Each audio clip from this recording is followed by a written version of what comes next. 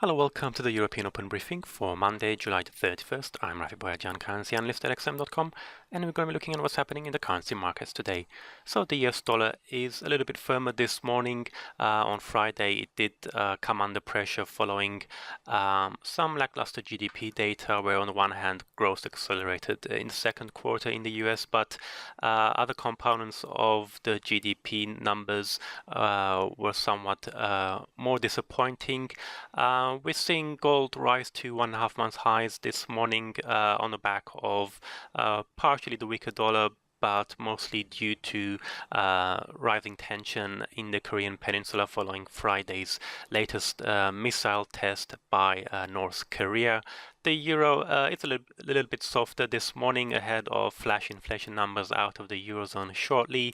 We also had PMI numbers out of China, which despite being down on the previous months, the yuan is at a 9.5 month high against the US dollar. And in commodities, we're seeing gold extend its gains to 2 month highs on the prospect of sanctions on Venezuela by the United States. But let's start now with the what's happening with the dollar. We can see here in purple, the dollar index is broadly firmer this morning, just about currently trading around 93.47 against the yen. It did actually fall to multi-week lows earlier today. It has rebounded a little bit to around 110.68 at the moment. On Friday, we had GDP numbers out of the US. We saw annualized growth accelerate to 2.6% in the second quarter from 1.2%. But that 1.2% is a downward revision from the previous estimate of 1.4%. And the other components of the GDP data weren't as positive, though, because employment costs rose less than expected during the period, and the core PCE price index eased from 2% in the first quarter to 0.9% in the second quarter. And all of this doesn't bode well for inflationary pressures, and that's been weighing on the dollar. We also had mixed earnings results on Friday. The big expectations from Amazon and a few other companies disappointed. We saw the S&P 500 and the Nasdaq record losses on Friday, and that also hurt the dollar a little bit. But this morning we also have political and geopolitical factors contributing to that slight risk aversion in the markets, at least during Asian trading. Gold prices did hit a 1.5 month high of just below $1,271 an ounce, and it follows another missile strike for a long-range missile by North Korea on Friday. We also have the ongoing political turmoil in the White House. On Friday, we had the announcement that President Trump has replaced his chief of staff, Reince Priebus, with a retired General John Kelly, and that comes after a very public feud between Priebus and new communications director Anthony Scaramucci. So all of this is basically weighing on the likelihood of whether we're going to get tax reforms anytime soon. In addition, we had 3 failed attempts in Senate last week to pass or repeal and replace the healthcare legislation.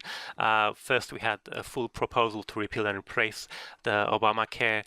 Then we had a trimmed down repeal bill, and then we had a very slim repeal bill.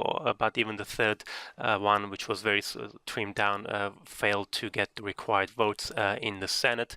So all of that is pressuring the US dollar, and that's benefiting currencies such as the euro and the pound. The euro is holding near last week's 2.5-year highs.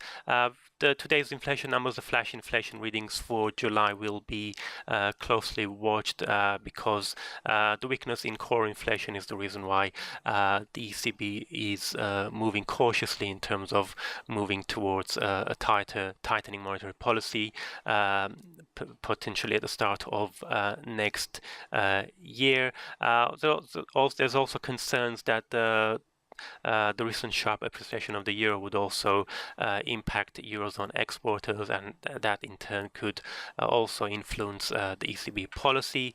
Looking at the pound is back above the 1.31 level after briefly following below that level on Thursday and Friday. PMI data out of the UK this week will be in focus. We've got manufacturing PMI tomorrow, construction on Wednesday, and services on Thursday. Thursday is also the Bank of England Super Thursday, where we're going to have the Bank of England monetary policy decision, the minutes, and also the latest quarterly inflation report. We're going to see whether or not there's going to be another split vote by the bank this year, or whether or not more members will be voting to hold rates at a record low of 1/4 percentage point in the UK.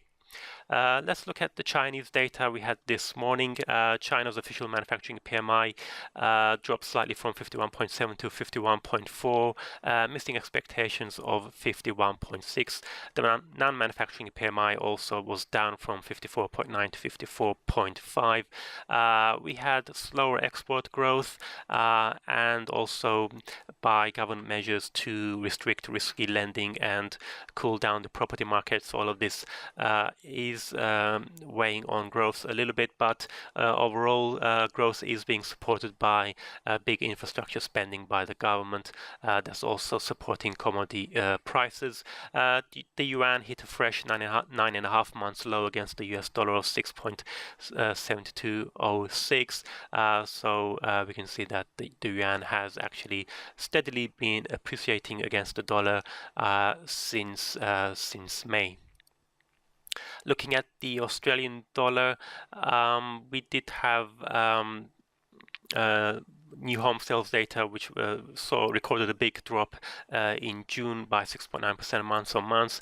That did weigh a little bit on the Aussie, but overall there's a bit of cautiousness ahead of tomorrow's RBA policy meeting. The RBA is expected to hold rates at 1.5%, and potentially the RBA could warn against the appreciating exchange rate. We can see here in the chart the Aussie has risen considerably since May, hitting a more than 2-year high of above 0.80 against the US dollar last week. And quick look at oil prices, because WTI oil did break above $50 a barrel for the first time since late May.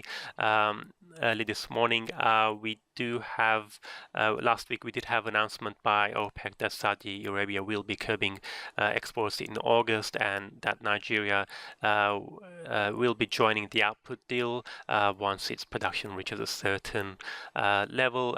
We also saw a big drawdown in US oil inventories.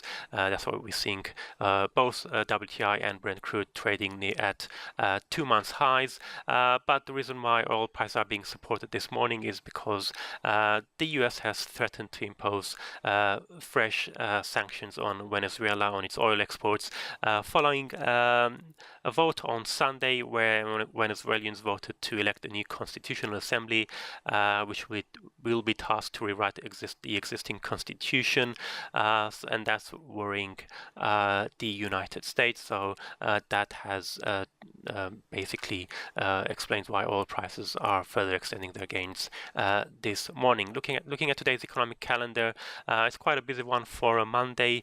We can already see the data out of Asia this morning. We also had Japanese industrial output, the preliminary reading for June, at bouncing back by 1.6% following a big drop in May, although that figure is a little bit below expectations. Coming up in the European session, we've got consumer credit and mortgage lending numbers out of the UK, and of course the flash inflation reading for July for the Eurozone. And in the North American session, we're going to have Canadian producer prices, the Chicago PMI in the US, as well as pending home sales. That's it from me. Thank you very much for watching, and have a great day.